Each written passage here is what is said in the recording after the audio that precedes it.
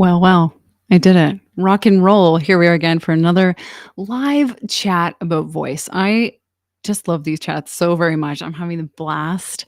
There is so much I'm learning and exploring with people, and today is no different. Today's guest is Alex Love. If you've not heard about Alex, no, you've heard about Alex. He's everywhere. He's all over the place and he's fantastic. So let me tell you about Alex reading his official bio. We will bring him on as per the usual format and we're going to just ask some questions. So if you do have questions during the show, please pop them in the chat and I will be mindful and I will watch for them. But I also have a zillion trillion questions. As always, I'm very inquisitive. That's just my nature. So let me tell you about Alex. Alex Love is a musician, writer, and artist, coach, consultant based in Melbourne, Australia. He dedicates most of his time to helping musicians and other creatives build their online presence and advance their careers. Alex's journey into the world of creativity began at the age of 10. Can you believe it? Starting with the piano. Over the past 20 plus years, he has explored various creative paths, primarily in music, and has been working professionally in the industry since 2015. In the last 5 years, Alex has focused on building a career in creativity online and assisting others in doing the same. His website and podcast, The Awakened Creative, is a top resource for many working artists. Alex, I'm so thrilled you're here and I can't wait to talk to you. Come on in. Hey, thank you so much for having me. Hey. That makes me sound good when you read it out Right? like that. That's I nice. Yeah. know. In my radio voice too. It's extra official. Yeah, it's great. Yeah. Well, welcome. We were just talking about coffee before we went live because it's morning where you are. So you Yes. could tell me how the future goes because we're behind here. It's Thursday night here, Friday morning for you. It It's always makes okay. me It's think, okay. yeah, it's okay. It always makes me think of the Back to the Future series with Michael J. Fox, and it's fun. This world we have is just fun. That's my word for today. I love But that. welcome. Thank Yes, you. Thank welcome, you. welcome. We're going to talk all things you. Hopefully that's okay with you. Yeah, well, I'll do my best. We'll see how we go with that. Awesome. Well, I always start with everybody about how their journey started. I find it fascinating the stories that brought them to where they are in the moment that I'm talking to them. Sometimes life comes in and gives us a little curveball, but it's the exact thing we need, right? And so you mentioned in your bio there that age 10 with the piano, and now Mm. you are fast forward to now you are coaching other artists. You also you're a musician in your own right. Tell me about the journey from piano to the awakened creative? Big question, but what are the pinnacle moments that you can recall that kind of shifted that direction? Okay, good question. The pinnacle moment. So yeah, started at the piano at age 10. Mhm. The reason that I started this is so weird, but the reason that I started was not because I had this like innate interest in the piano or anything like that. Oh. It was Mhm. because my sister was playing. She's a couple of years younger than me, and she was getting like a lot of praise from my parents about it. So I was like, I want this. I want this praise. I'm going to start doing it. And so I started for a not such a great reason, but Yeah. um, I really fell in love with it. Yeah. For the first 4 years, I was just doing that. So from about 10 to 14, I was playing lots of piano, doing lots of Eisteddfods. Mhm. Um, you know how piano goes, like you learn other pieces and blah, blah, blah. Totally. Um, Yep. then when I was about 14, I started getting interested in making my own music. I Mhm. started exploring other instruments, drums, bit of guitar. I'm terrible at guitar. It's okay, so am Drums, I. yeah, So am I. yeah. It's a good one. I wish I had stuck with that. But yeah, just basically exploring a lot of instruments. I got really into extreme metal, heavy metal, That's awesome. death metal, that kind of stuff. Well, So pinpointing that for later. Let's talk about more about that. That's awesome. Yeah, that was. I think that was actually probably sort of like a milestone because it was Yeah. a shift in identity as well. Mhm. It was more of a, what would you say, shifting to becoming more independent, I suppose, and Love that. instead of just tinkering away on the piano and trying to please Mhm. mum, it was Mhm. I'm going to do my own thing now and that kind of thing. So I did that. I played in bands. I played some sort of local shows. I did that for like up until I was probably about 20 or something like that. Mm. Uh, and then when I was in my early 20s, I this is not very interesting. I'm trying to make this interesting, but we'll see how it It's goes. absolutely fine because we all don't really find our own stories interesting, but others Mm, do. So you just you can talk for the whole hour if you want to, Alex. I find you fascinating. Keep going. thank you. I appreciate that. So yeah, early 20s, I started to get into electronic music, and I started to realize how sort of fun and creative it was to make music with a computer. Mhm. So I did that for a while. When I was in my early 20s, I'm from like a small country town sort of thing. Uh-huh. When I was in my early 20s, I moved to Melbourne, where I am now, to Mhm. study music.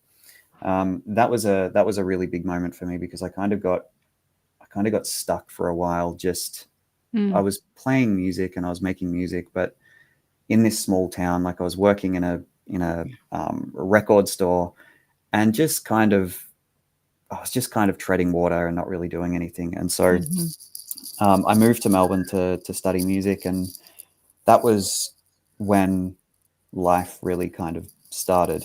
I learned a whole bunch of stuff. One Mhm. major thing that I learned, and I think that this was like kind of a double-edged sword thing, but I learned that I wasn't as special as I thought I was. So Oh.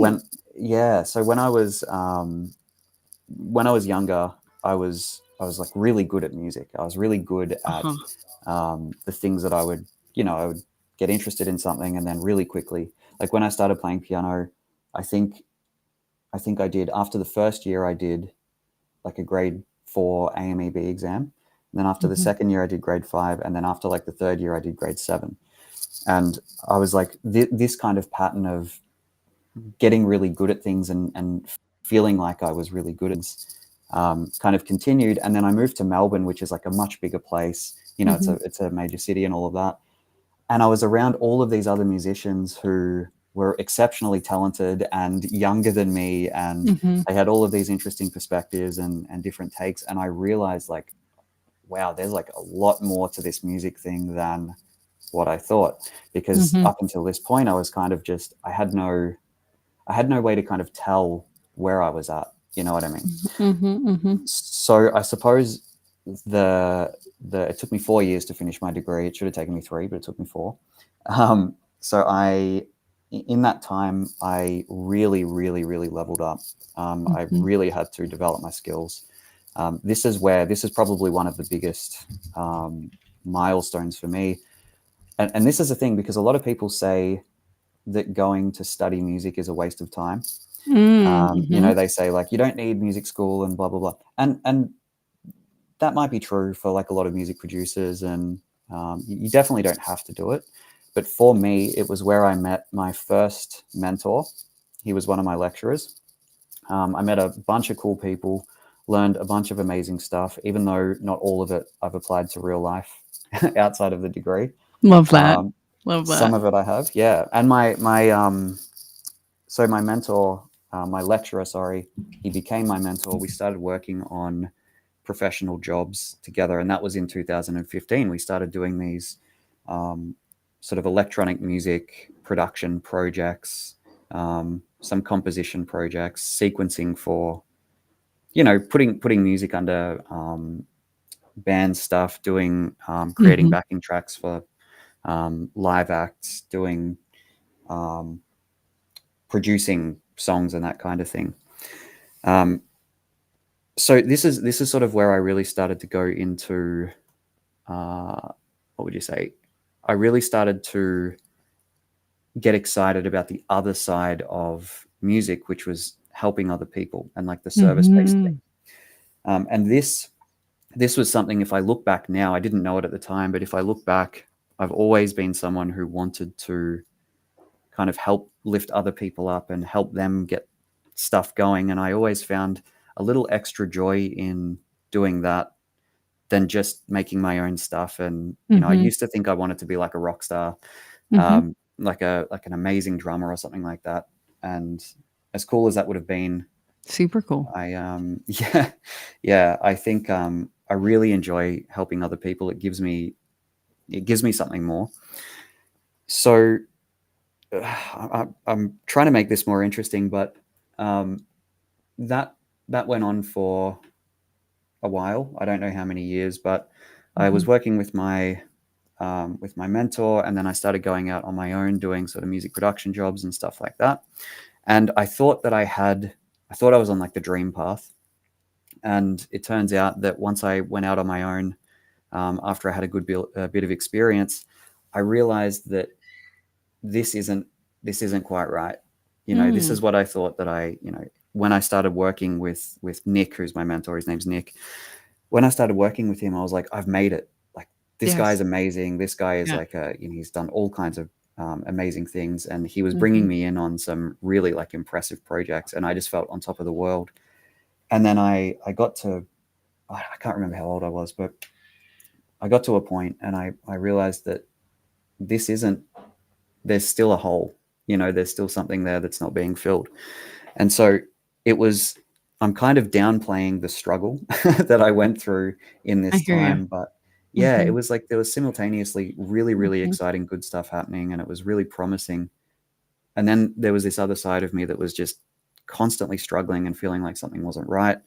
And so I wish I had a better way to explain this, but just after a lot of struggle and a lot of kind of, I guess, soul searching, you would call it, and a lot of reflection, I um, I started moving in the direction of helping people in other ways. And Mhm. the way this kind of came about, it was so like I didn't even know at the time. I didn't even know doing what I do now was a thing. I never planned Right. to do this. I had no Right. idea. I just started. I honestly, I just created an Instagram. I started putting stuff out there. I started putting a bit of music stuff out there, and Mhm. just sharing some thoughts and that kind of thing. Mhm. And then I got a for back when Instagram was easy, I got a pretty decent response. And then I started getting questions from other musicians, Mm. being like, "Oh, 'Kay. how have you done this?" And like, "What are you doing here?" And like, "Can you give me feedback on this thing?" So this was back in 2018 or 19. I can't remember exactly. Mhm. But I just started helping other people. I just started giving them little tips and that kind of thing. It's basically what I'm doing now, except I was doing it Exactly. without knowing it was a career. Yeah. And then it just, yeah, those things worked for those people, and it just kind of kept happening, and it just kind of snowballed from there until I realized one Mhm. day, this is a this is a career path. I can make money from this, and um, I can actually do this as a legitimate thing. So Yeah. the way that I ended up where I am now is literally is literally getting to a point where I was living what I thought was going to be like the dream, Mhm. realizing I was wrong, going through a whole lot of struggle, starting to experiment with other options, I guess. It doesn't sound that exciting, but just starting to experiment with other options.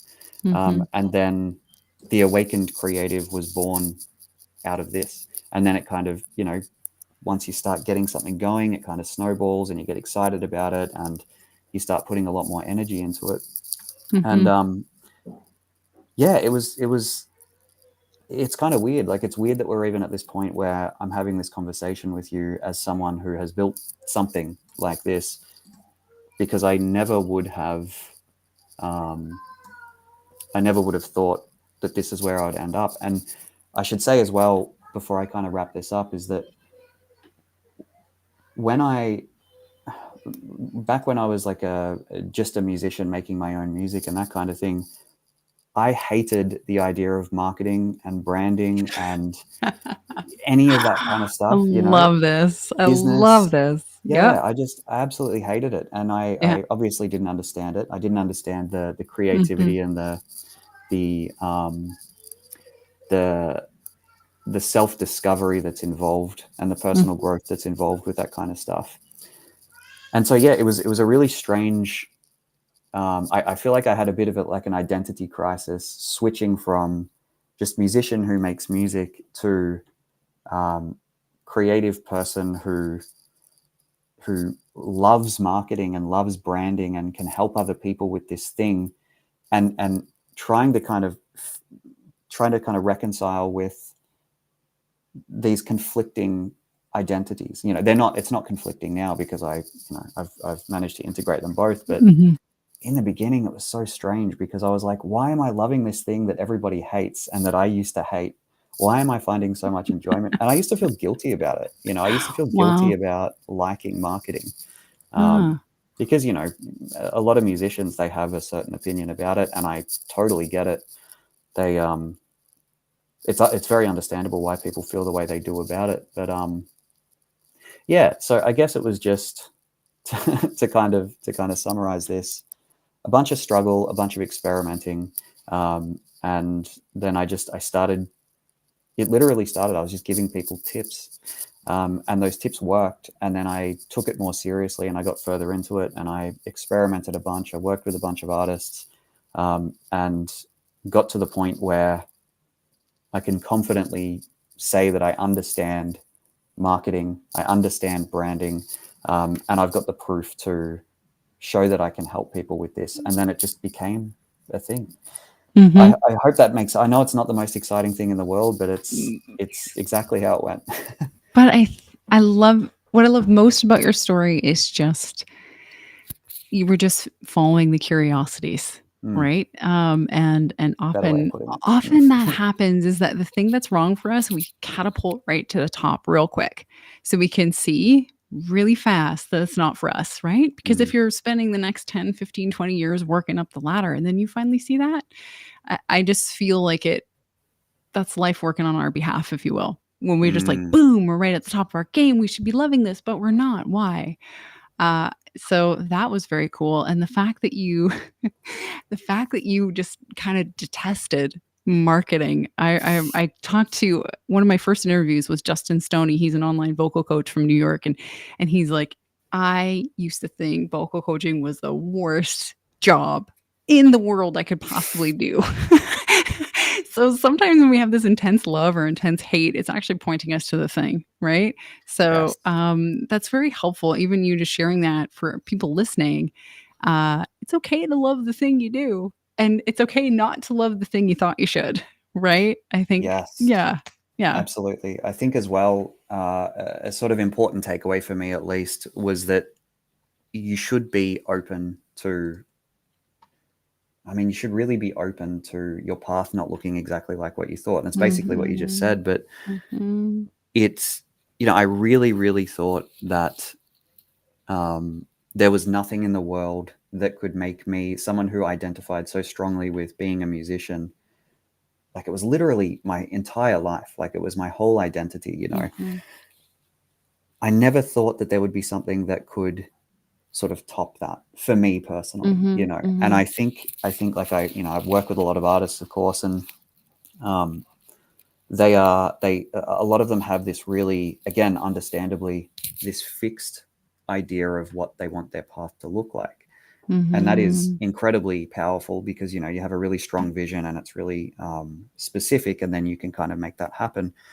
But there's also, life is life, and reality is pretty crazy, and it changes, and it throws you curveballs and all of that. So I think it's mhm, really good to mhm, have like this part of you that stays really open and lets yourself, as you said, I wish I had said this, but let yourself explore your curiosities. Don't box yourself into this is how it has to be, because there's a good chance that that will just heavily limit you.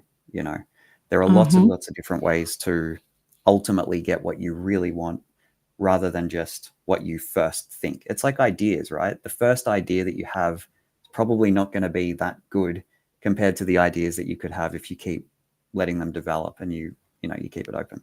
mhm. So that was, yeah, that's been a big one for me. And I think it's important for people to understand that.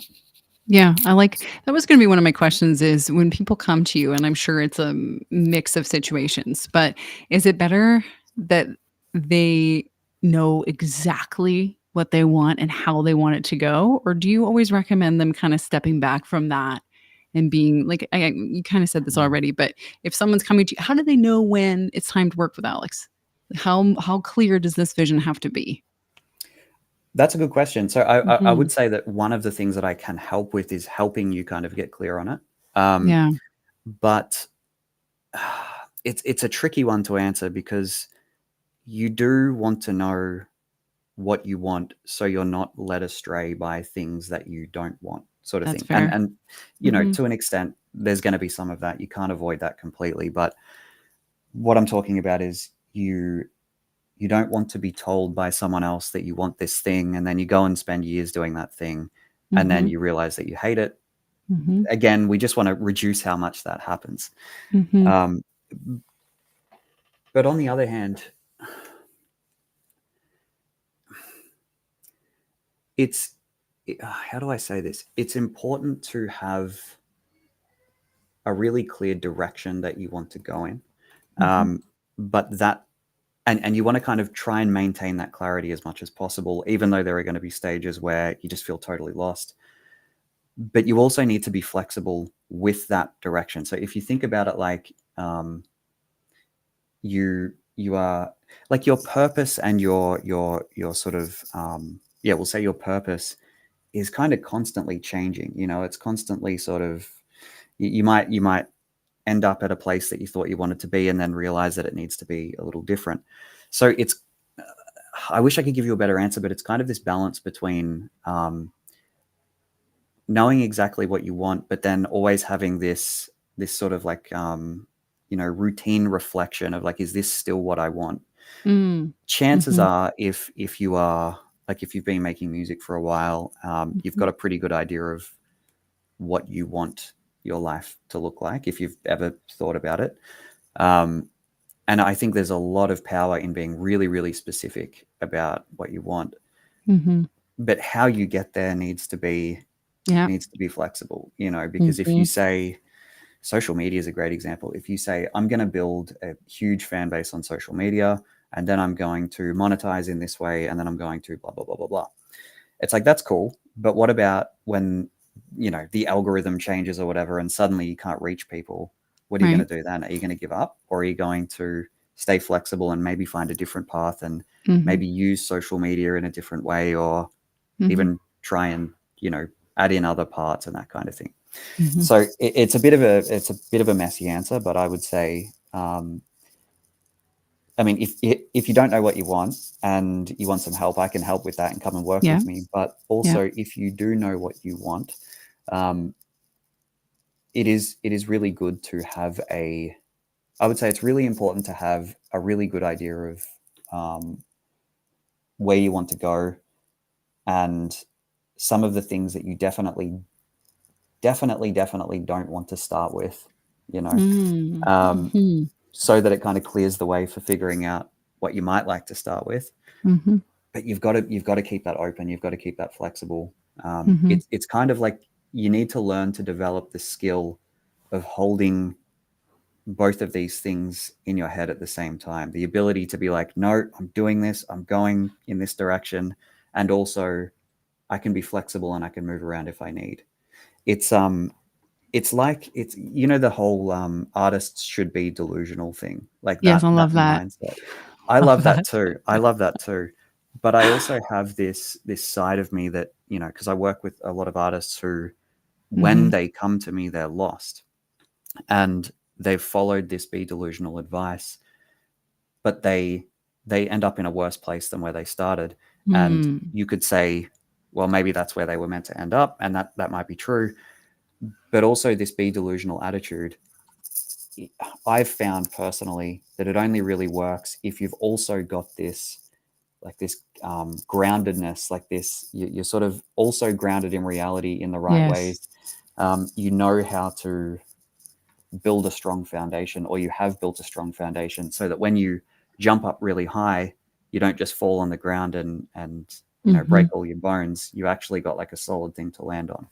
Mhm. So it's a it's a, like I said, it's a messy answer, but you need to know what you want. You need to know where you're heading, and you need to know as much as you can what that kind of looks like. But then you also need to have the part in you that is kind of like water, like the be water, my friend, or Oh, whatever. that's good. Yeah. You need that as well. Yeah. Otherwise, you'll be so stubborn, and you'll just end up hitting wall after wall after wall, Uh-huh. and you won't let yourself see that there's another option right here that you maybe didn't consider. Mhm. Mhm. I hope that makes sense. It totally makes sense because when it starts to not look like it should, we have the tendency to perhaps wallow in that when we are not seeing the open door over here, right? And not always, and not everyone, but I can identify with that. You have to be flexible. If it doesn't look like it you think it should, but you're still holding true to that goal, then maybe you're yeah, you're missing something. You got your blinders on perhaps, and there's an avenue you haven't thought of, and that could be the one, if you will. I don't know if there's the For one, sure. but one of the ones. No, you're totally right. You're totally right. And Yeah. it is really tricky because every single person is so different. Like there are Mhm. it's why so much generalized advice doesn't work. Everyone is so different, especially creative people, because we are Mhm. naturally like all over the place. We are. That's just how we are. So it's really hard to say all musicians, if you do this, this will happen. Yeah. There are so many things that get in the way of that, and someone will come to me. Like I will work with some people who they just have endless motivation to just go and go and go. They will Mhm. experiment till the ends of the earth, kind of thing, Mhm. and they will just find their way through relentless experimentation and that kind of thing. Other artists need much more structure and some sort of really kind of rigid strategy that they can follow. And even if it doesn't work perfectly for them right away, it leads them to a place where they can then see how to find it, how to make it Mhm. work. So it's Mhm. it's so difficult. I've actually been really struggling with content lately because I'm trying to condense or generalize messages that they don't it's not reality. They don't work as generalized messages. And Mhm. so yeah, it's tough. Everyone's so different. Everyone needs their own personalized path and their own personalized approach. Yeah. Mhm. And, not every musician is meant to market their own stuff. They need someone like you in their corner to help them with that, right? We think as, artists, we have to do everything ourselves and be in DIY, and that's great if it works for you, but if it doesn't, hire someone if you can, or figure out how to hire someone, or tradesies with someone. Like, you don't need to do everything yourself unless you want to, unless you're really friggin' good at everything. You don't need to. You need that team. You need that community, I think. So it makes Yeah, perfect that's sense. That's definitely true. And like one the sort of main thing that I do is I do help artists figure out how to. I don't want to say just how to do everything themselves, but I help them figure out how Mhm. to set themselves up in a way that works Mhm. best for them. So Mhm. I don't personally. I'm not like running ad campaigns for these people. I'm showing them how to run ad Yeah. campaigns, or I am helping them find a path where they can get someone to run ad campaigns. You know what I Yeah. mean? Mhm. Yeah, I think there are, again, everyone's different. With the way that social media is nowadays, you've got to think about how you want to use it as an artist. If you want it to be, if you want it to be the main way that you grow and connect with an audience, and that's where they discover you, and that's where they become fans, it's a very different approach from if you are you're getting your name out there in real life or in another way and that kind of thing. Two Mhm. extremely different approaches. Like you'll see really really successful artists, famous bands, famous artists or whatever. They don't have to play the social media game. They just show No. up on social media, whatever. They probably don't Yeah. even post their own stuff, and they don't Yeah. have to. Or I should say, some of them don't have to. But the point that I'm trying to make is that there are some things that you do need to do yourself if you want to go down a certain path. You know what I mean? Mhm. Um, Mhm. I would never be able to get someone else to make my content for me because it wouldn't make sense with my path. Mhm. Because a lot of the stuff I'm sharing is it's like journey based, it's story based kind of thing. And I mean, I guess I could communicate that to someone else, but I just don't think it would work the same. Um, But then there are artists, for example, who they just, it's better for them to not do everything. It's just so much Mhm, better for them. mhm, It makes so much more sense. And I'm just trying to think of. So I worked with this producer who, so it was last year or the year before, I can't remember. Um, and he has a very successful career, and he's very busy and that all the time. And I was just kind of on his content team for a while, and the way that he was going about it was he was just sending lots of footage to us, to the team, and we were going through and cutting it up and turning it into content, and putting hooks on it and distributing it and blah blah blah. mhm, And that was fine for him, because he didn't need to have, I don't want to say this the wrong way, I don't want to say he didn't need to have that personal touch, but he didn't need to be so hands on, because mhm, he was generating a lot of awareness for himself in lots of other ways in the real world, and in various ways, working with singers and artists and that kind of thing. Whereas an artist who is, um, social media is like the primary source of discovery and connection and all of that. mhm. I really don't think that you can get away with not being thoughtful and present with the content and with showing up. So Mhm, mhm. yeah, again, this is kind of a philosophy I generally hold for a lot of things, is that there are always two sides to it, and the answer is kind of it depends. But Mhm. mm, in an ideal world, you shouldn't have to do any of it, Right? unless you really want to, because Yeah. it's really hard. And I do have a prompt, or a you know a direction that I would like artists to head in, and that is to use social media as a kind of as an extension of their creative expression. Neat. Um, I haven't thought of the perfect way to say this, but essentially trying to, instead of using it just as a tool for promotion, it's like, this is how you can get your music heard, or this is how you can build a fan base or whatever. It's kind of like, an integrated part of their creative lifestyle, their artist Mm. lifestyle. Mhm. And what that looks like for everyone is different. But I think that kind of approach makes it not feel like so much work, because it's just part of your lifestyle. Right? It's not another to-do list item that, yeah, make or Yeah, break that's you. If you miss an exactly. Instagram post on Thursday, oh boy, right? Yeah, I get it. Exactly. That's the Mhm. goal. Yeah. And that's a very, like, it's a very abstract way of me, the way I'm saying it is very abstract, but I think that there's an answer there, and I think some people get it right.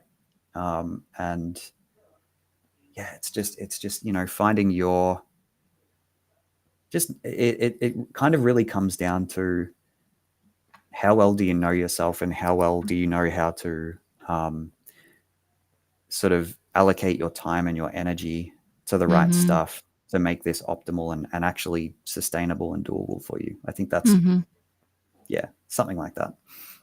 I like it a lot, and what I like the most is that if you get overwhelmed, I mean, you don't have to figure out yourself how marketing works. You can there's someone like you with a podcast and a website. So, they have to bring their own personal touch, but they don't have to figure out how marketing works, right? And I think a lot of Absolutely. artists Yeah. think I have to figure out how marketing works. I have to figure out how to make merch. I have to figure out how to tour and book that. And it's like, whoa, whoa, just who are you? Know yourself, know your art, and then we'll work with someone like you, and they can craft the next phase, right? Yes, So absolutely. Yeah. Thanks yeah, for it takes thanks away for the bringing it back to overwhelm. that. Yeah, yeah, it takes Yeah. away the overwhelm. Absolutely, absolutely. Tell me about the name Awaken Creative, because I think that is what drew me to you. It just was different than anything I had seen. As someone who has trying to launch music myself, I'm getting overwhelmed by the marketing stuff out there and all the information coming at you, and the shoulds and shouldn'ts, and should you be on all the platforms or some of the platforms or none of the platforms? Should you go in person? It's so overwhelming. So, but your name just kind of was like, okay, that's light, that's accessible. So tell me about this. Okay. Well, I'll it's really simple, and you basically just answered it for Oh, good. yourself. Yeah. Why did that really stand out to you? Why did that name, like, why when you saw that? did Mhm. you say, oh, this is good for me? Was it because it just resonated with you, with the kind of person that you are, or was there what was it, do you think? Now you got Sorry me to put thinking. it back on you. No, Yeah. no, it's so this is good. I love when people put me in the hot seat because it's like taste of my own medicine, so it's fine. What was it? Was that I think there's a lot I grew up in a small town in the Midwest of Canada, and I think there was a lot of, heavy, negative things put on the word creative, artist, all that stuff, and when I heard the word awakened, it just feels like a lightness or, an elevation of that word creative, um, and it I love just that. felt very Yeah. nice to me. Well, Resonated. that's a great answer, and that is Yeah. exactly why, that's why the name is what it is. So the idea is that, it's a branding move, and it's an Yeah. authentic branding move. So, Yeah. the I'm not the awakened creative. I mean, technically, I guess I'm one of them, but the idea is that the audience is the awakened Mhm. creative. So they Mhm. see the awakened creative. They see the kind of stuff, the tone, the encouragement, and all of that, and they say, I want to be that. I want to be in this world. I want to be Mhm. someone who is, feeling this way and approaching this thing, this marketing thing, which can be so cold, Right? in this way. So the idea is that the name is supposed to, and I think it effectively appeals to the kinds of people who they ultimately want that. They ultimately want, Mhm. the positive approach, and they want their own approach. They want the awakened approach to sort of building their creative career online and that kind of Mhm. thing. Mhm. So the actual name itself, my wife and I came up with it, all those years ago. I don't know exactly how, but, we when we sort of landed on it, we were like, "That's it. That's the one, Yeah. 100%." It just felt right. So, Yeah. and it's yeah, but really, it was strategic. Mhm. It's a branding move to appeal to the right audience, and it looks like it works. It totally So, works, but you know what? There's something else to this because if for those new to your work, and they haven't seen it, the jungle theme is not something you would expect, and that drew me in even more. I was thinking, "Okay, I'm going to see, like, lots of white and maybe some mm, spiritual looking website," uh, and it was totally not. It was just super boss and jungly, and I don't even know what the actual word is, but it was so cool. Then it made me want to know you even more because of that dichotomy that was happening. So tell me about your branding because I think that was just as strong as the name. thank you. That's Yeah. awesome. Yeah. To be completely transparent, it was an intentional move, but it was also like the way that I got there was through experimentation. So, Mm. the way Mhm. that I feel like the way that my brain works isn't like how a normal person's brain works, and the the way that I get to sort of solutions is kind of in this roundabout way. But, my whole like the whole awakened creative thing, the entire thing is like I went really hard on brand strategy. Um, Mhm. and it was one of the ways that I was able to help other people do this is I built Mhm. something that people connected with. The jungle thing,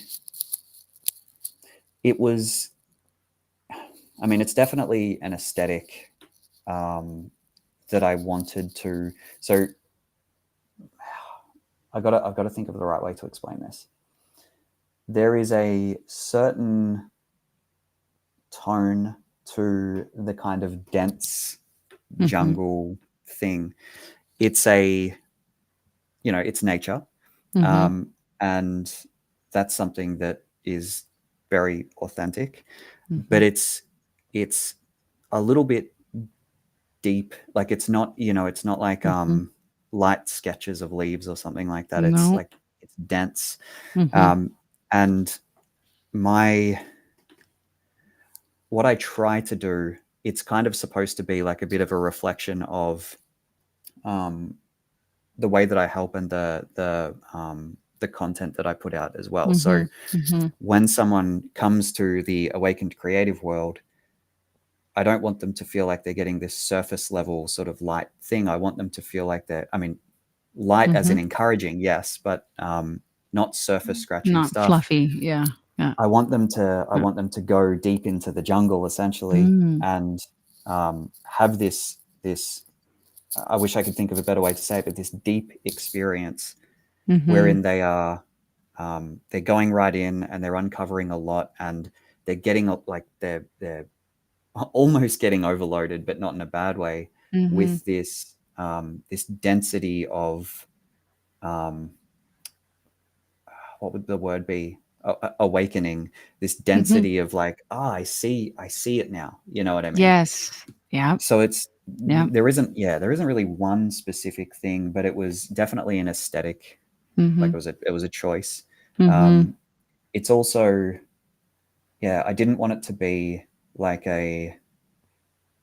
like you said, all sort of white and that kind of thing. I wanted it to be more, you go deeper, and Yep. the the It deep works. greens. Yeah, yeah. So I hope that makes sense. It's It totally yeah, makes sense. It prompts you to think, because when I see that branding attached to that name, it makes me think, okay, cool. So it takes me out of the box. It shows me that you can color outside the lines. And as an artist, we love that. we, lo- we love when things don't go the exact way it's supposed to go by the way we were told. We love carving new paths and forging new trails and all this kind of stuff. mm, So some of us are structured. I'm one of those people. I like a plan. Like, give me a plan and I will execute that plan. But I also, in my art, in my making of my art, I don't want any rules. totally, um, totally. yeah. So this really is very cool, and it just shows me uh, how much branding can make or break something, right? So here we are talking about artists launching into the world, and this brings me to my next question, because I want to give listeners some takeaways of things to Sure. watch for. So whether they're about to launch as an artist or they've already launched and it's not quite working, what are some I'll form it a couple ways. What are some must do's or must haves? And I know it's hard to be general. And what are some absolutely nots? Like, don't do this. Is there Sure. anything that general that we could just give folks? I know they need to go in and dig and deep and get very personalized, but what are some overall tips? Yeah, yeah, good Mm-hmm. question. I think one of the most underrated things about this whole thing, Mm-hmm. about like, say, we'll say the artist journey, is sustainability, Nice. because it is. Mm-hmm. I mean, I can't tell you how many artists I have spoken to who have just given up. Oh, they have just completely given up. Yeah, it's oh, terribly sad. it's Um, heartbreaking. it is Yeah. heartbreaking. Um, but I think that we so easily get wrapped up in what are we supposed to do that works, and I will talk about what works, but we get so Mm-hmm. wrapped up in that that we forget to figure out how to make it sustainable. um, and Nice. so I think like the number one thing, or at least one of the number one things, is like, approach it with just it you have to like it. I Yeah. it's such a hard thing to say with sort of any concrete whatever, but I think ultimately you have to put stuff into your strategy that you really enjoy, and just kind of prioritize that. And Mm-hmm. obviously that is not a complete strategy, because there are tons of people who try and just do what they love and then it doesn't work. But I Mm-hmm. think that that should be, um, like, without that, no matter what you do, it's probably not going to last. Mm-hmm. Um, because there are, and this has happened to me, like, you can go viral, or you Mm-hmm. can, whatever you want to call viral.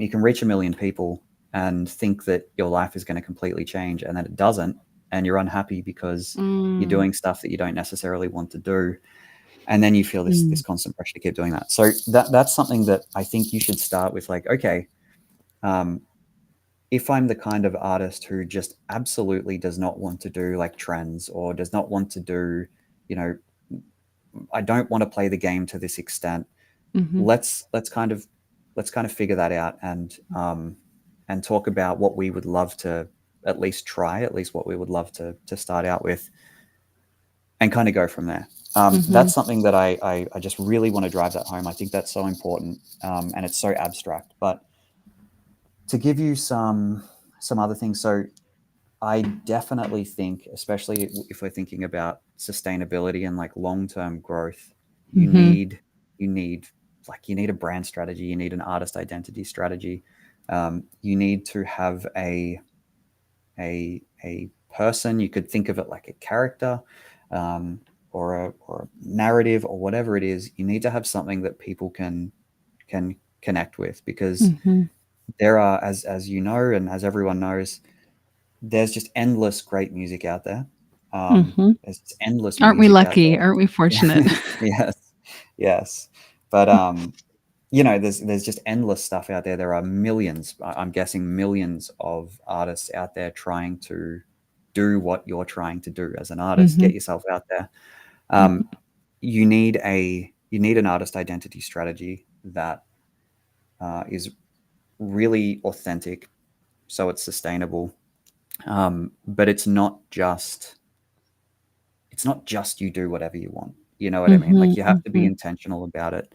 I'm happy to dive into that if you want. I'll just try and fire off a few other Mhm. things, but that's like, if I start working with an artist, who has music already, they are on social media or they're ready to get on social media.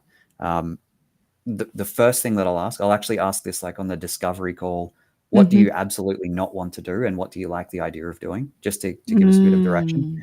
Mm. But Mhm. then after that, the first thing that we almost always work on is, what's the identity that you're putting out there, and how Mm. can we make that translate to social media? um, because ultimately that is going to make your online presence bigger than you. And I think Mhm. that that's really, really important, because most people are going through their lives thinking about themselves.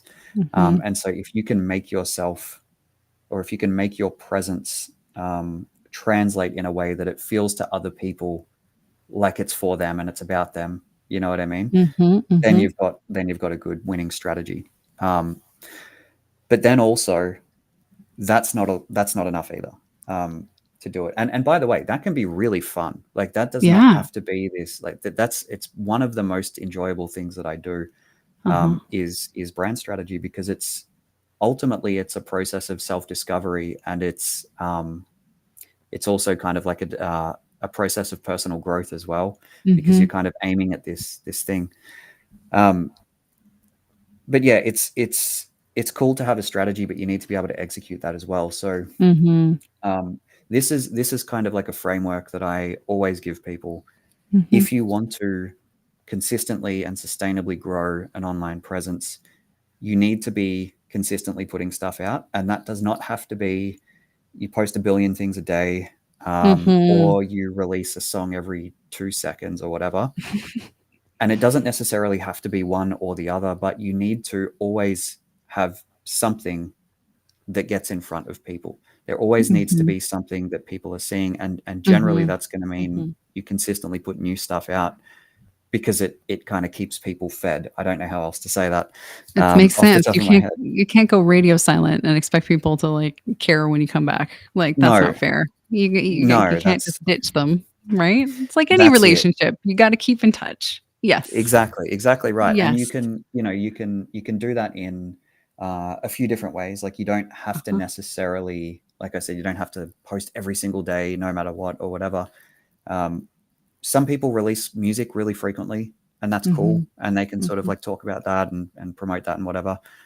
Other people release music really infrequently, and they've got to find other ways to kind of sustain their attention. You know what I mean? So Mhm. if Mhm. you're releasing like a song every 3 months, for example, um, you want to promote that one song a lot, but you also might want to have some other stuff. You might want to have some other content, Mhm. which is where the brand strategy, the artist identity strategy comes in. It gives you a lot of direction with content. It gives you ideas, Mhm. and it helps you.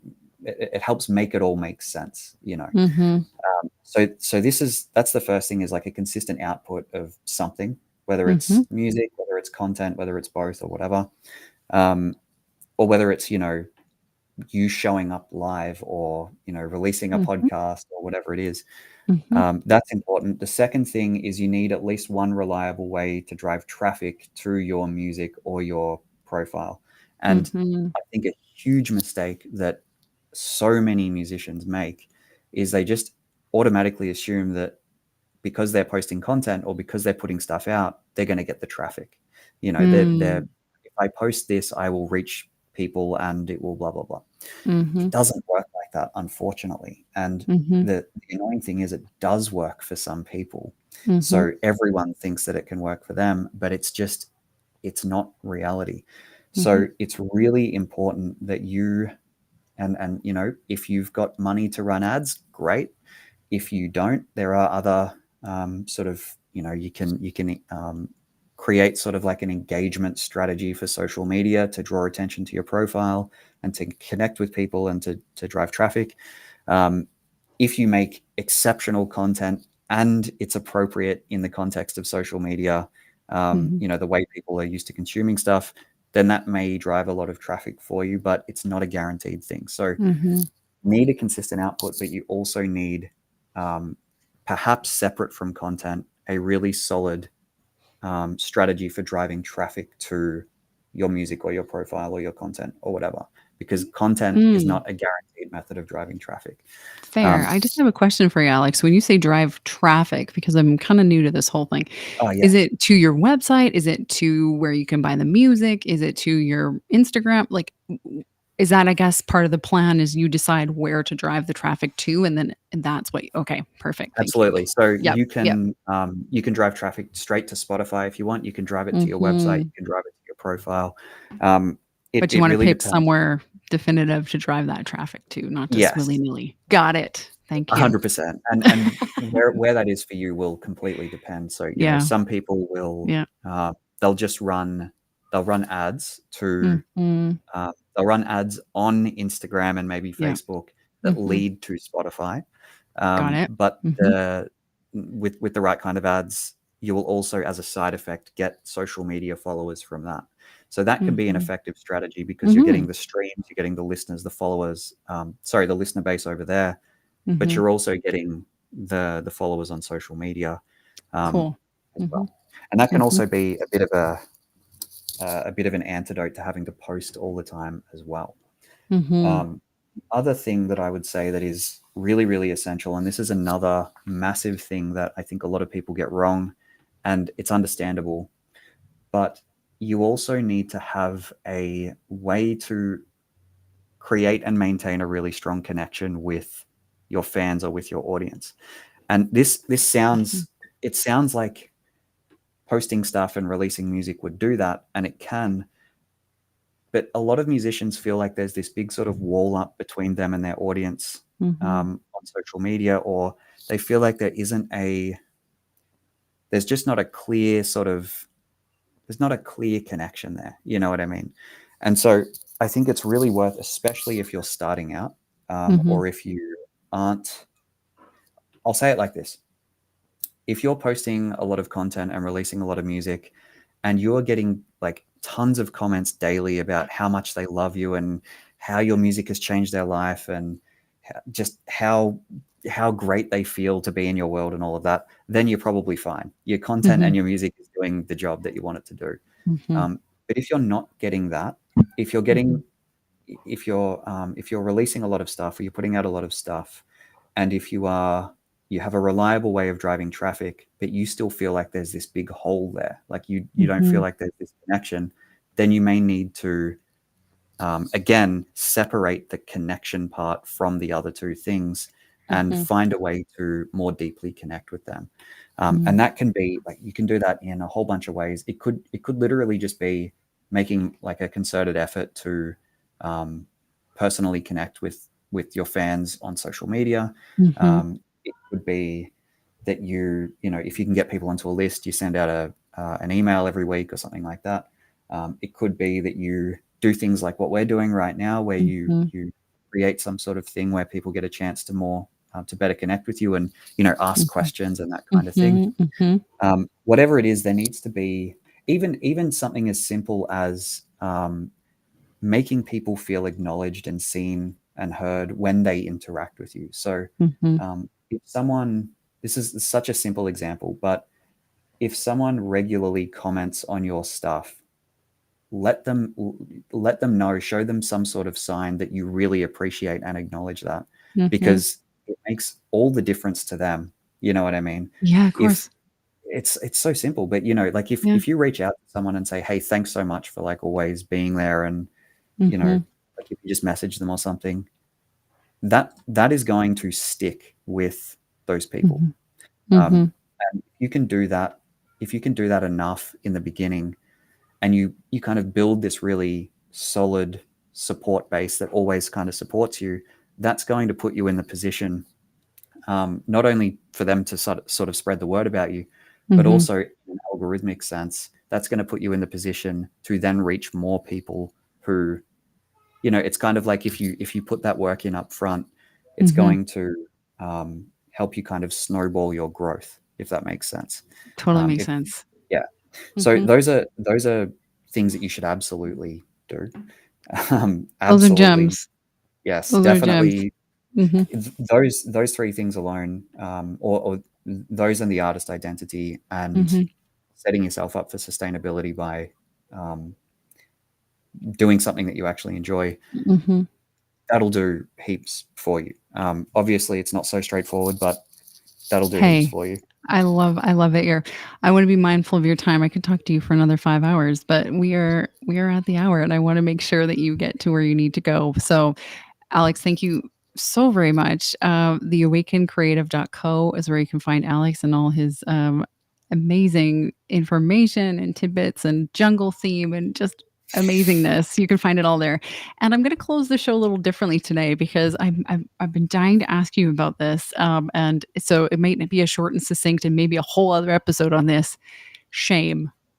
Shame and putting yourself out there as the artist. If you had to leave us with a takeaway on how to work through that sucker, what might Mm, it be? I know it's a whole shame. other episode, but like a couple sentences would be fantastic. How to work through that? Yeah. Okay. Interesting. That's a good question. Let Mhm, me think about mhm. that. So one thing that I have been, we'll see how this comes out. This Yeah, might not be a good okay. answer. We'll see. This might Um, have to be another show, it's fine. It's it fine. might. Yeah. I might need to think about this. It's a good question though. It's a really good question. Um, Yeah. well, one thing actually, this is not the main thing, but one thing that I will say is that as you'll know because you're doing this, Mhm, when you start getting yourself out there, there's a there's this fear and there's this yeah, there's this fear that you will put yourself out there and you'll just get absolutely ridiculed and everything will just be horrible and the world will tear you apart and that kind of thing. And just to be completely real, that does happen to some people. And it's really like, I just don't understand how people are, how they are in that way, but it mhm, does happen. Um, and those people, this is another side note, but those people you will usually find they are, you know, profiles with no profile picture, private accounts. right. They don't post anything. They're just on Mhm, there to cause trouble. And it's like the whole hurt people thing. mhm, Um, but one of the things is people have this intense fear of it. But mhm, what happens in reality is if you haven't been putting yourself out there or like you've never done it before, you're not going to reach many people like at all. Like mhm, it's going to be, I would say mhm. most people are nice, first of Yeah, all, yeah. nice and understanding, and Uh-huh. also probably see you as better than you see yourself. But Mhm, um, when you first put yourself out there, it is not this like intense, just chaos where everyone's just coming down on you. It's like you reach 10 people, and of mhm, those 10 people, maybe one person says something, and mhm. chances are they're like, "Oh, this is cool," you know. Right, So right. that's one thing to just kind of if you're aware of like the spotlight effect, like most people are not Mhm, they're not paying attention to you in that way. mhm, And generally speaking, decent people won't go out of their way to criticize you. Right. But on top of that, I would say that, and this is where it's going to be a bit tricky. One thing I've been working on with artists a lot lately is trying to identify like the emotional friction in getting themselves out there, Nice. and trying to kind of find the triggers of that, and then work through those triggers and kind of like replace the consciously override them, sort of thing. So I don't Mhm. know if this directly applies to the shame thing, but hmm, I think you hit it because it's this like little shame hangover that you launch something, you're like, yes, I did it. I feel so great. I'm so proud of this. And then things turn weird internally. And it's not even that anybody said anything or did anything. You're like, oh God, oh no. What are people going to think of that? What if oh, I'm yeah, sorry for doing actually, that. that's yeah, Yeah. no, that's really good. So you just gave me a Yeah. thought. So Mhm. that's a great point. One of the really, really, really important things that you need to understand about social media is that it is so not what it seems as well. So Nice. um, getting a getting a certain response or lack of response is not at all. It's not really a super accurate way of gauging how you're going. Um, Mm, mm. that's Love incredibly that. important. I literally just released a YouTube video about this yesterday. It's called the social media trap for artists. Um, but there was something else as well that you said that reminded me of that. I can't remember what it was. Um, It's what cool. was it? We'll direct people to that video because I'm sure there's some nuggets in there too. And yeah, it's a thing that I work with a lot of singers about, putting their music out there and they do, and then they have this like inner emotional friction, the backlash Mm, of like, who am I to put myself out there and all that kind of stuff. So I think you hit on that. It's just like just look at that. But what I'm hearing you say is like bring it down to the actual size it is. It's not huge and gonna crush you. You just launched a song, and not to demean your song, but it's just a tiny little thing on the actions of the planet right now. It's a very mm. like it's special to you and it's awesome. It's gonna change some people's lives when they hear it, but it's not the end of the world. It's not as heavy. Again, here we are back to the lightness of the awakened creative. Maybe I'm putting that on you, but I feel like that's what you're saying is like just bring it down to it's just an action. It's No, gonna be yeah, okay. Yeah. you're Yeah. absolutely right. It is Cool it beans. is definitely bring yourself back to reality, because that's really Mhm. important. And very quickly, Mhm. the other thing I'll say as well is that anything that is, and this is just a like a life lesson, I feel like Yeah. anything that is unfamiliar to you will be Mhm. intensely uncomfortable. Mhm. Maybe short of like having a nice new experience that you've never had before that's actually Mhm. enjoyable, but you putting yourself out there and it feeling terrible, and it feels horrible, like you have this intense wave of imposter syndrome or self-doubt or Mhm. feeling of shame or whatever. Mhm. Of course that's going to happen because you've never done it before, and you have to get used to doing that. So I used to be this is the example I use all the time. I used to be so terrified of speaking on camera and doing these like live streams and interviews and stuff like that. Took me like I think like 2 years or something to work up the courage to actually start putting myself on camera. And the way that I did it was like so weird and awkward, and I was so stiff and whatever. But the only Mhm. reason that it doesn't feel weird to me now, the only reason that we can talk Yeah. pretty normally, Yeah, I in a think so. conversation. I forgot the cameras were there unless Yeah, but I'm, like, yeah. anxious. I'm like, "Oh gosh, Alex, I'm keeping you late." No, no, no, no. That's my It's totally jam. fine. Totally, It's totally fine. fine. It's fine. But it's like anything like that um, is going to feel really, really. It's going to feel wrong. It's going to Yes. feel unnatural. And this Yeah. is another thing actually. If you are worried about, I mean, there are definitely things that you can do to create a more natural online presence. Like you don't want Mhm. to. I don't do trends. I never do trends. I have no Mm-mm. beef with them. I just don't. They're just not me. Um, Mhm. but if you're saying that social media, oh, by the way, this is another thing. I didn't even have social media. I had social media when I was a teenager, and then I Mhm. just didn't have it for like 10 years or something like that, or maybe Yeah. like 7 years or something. I was not. and probably still am not technically like a social media person. Right. But the thing about it is if you are, how do I say this? If you are thinking about, or you're approaching social media with this, like, nothing is me, nothing feels natural, nothing feels authentic, you have to step back and understand that, of course, it doesn't feel natural or authentic. What does being authentic on camera even mean? What does that mean to you? Do you know what I mean? Like, Right. if, Reality, quote unquote, TV is not. Yeah, yeah, nobody acts it's like that. totally, totally. And when you're thinking about this sort of, this content, like you're Yeah. turning on the camera and you're recording yourself, or you're, Mhm. doing some sort of performance video with your music or whatever it is, Mhm. how can that be just authentic and natural straight off the bat? It's a different thing.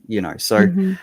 there's nothing wrong. I guess this would be the advice, is that if you want to overcome those horrible feelings, like, Mhm. the best possible thing that you can do is do it so much that it just becomes Oh, normal. that's Just perfect. do it I so love that. much, yeah.